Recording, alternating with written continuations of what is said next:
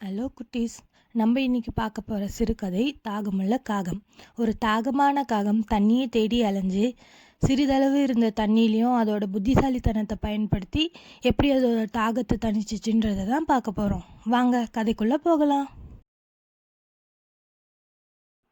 ஒரு காட்டில் காகம் ஒன்று வாழ்ந்து வந்தது.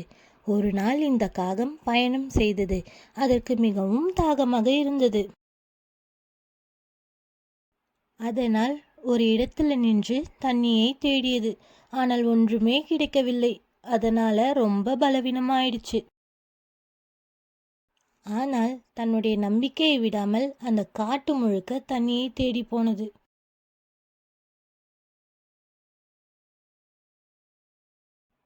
பறந்து கொண்டே தண்ணீர் தேடும்போது ஒரு வீட்டை கண்டுபிடித்தது காகம். அந்த வீட்டுக்குள்ள தண்ணீர் இருக்கும்னு நினைத்து காகம் அந்த வீட்டின் மேல் கூரையில் உட்கார்ந்தது. அந்த வீட்டுக்குள் ஒரு பானையை பார்த்தது. உடனே அந்த பானைக்கிட்ட பறந்து போய் பானைக்குள் பார்த்தது. ஆனால் பானைக்குள் கொஞ்சம் தண்ணி தான் இருந்தது. தண்ணியை பார்த்ததும் காகம் ரொம்ப சந்தோஷப்பட்டது.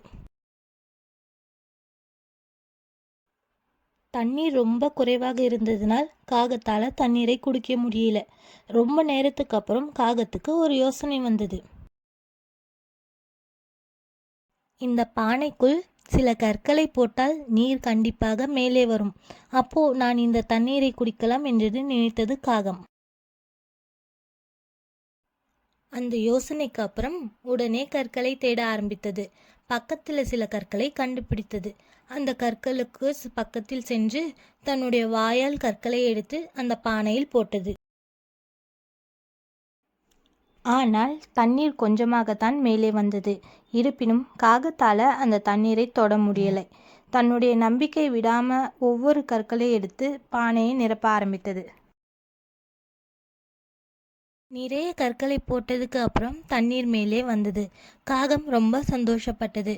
வயிறு நிரம்ப தண்ணீர் குடித்தது. தன்னுடைய எல்லா நண்பர்களையும் தண்ணீர் குடிக்க அழைத்தது. நிறைய பறவைகள் வந்து தண்ணீர் குடித்துவிட்டு காகத்துக்கு நன்றி சொல்லிவிட்டு பறந்து போனது. இந்த சிறுகதை மூலமாக நமக்கு தெரிய வரும் கருத்து என்னன்னா, இந்த திறமையான காகம் புத்திசாலித்தனமாக யோசித்து தனக்கு வேண்டியதை அடைந்தது. அதே போல நீங்களும் ஞானமாக செயல்பட வேண்டும்.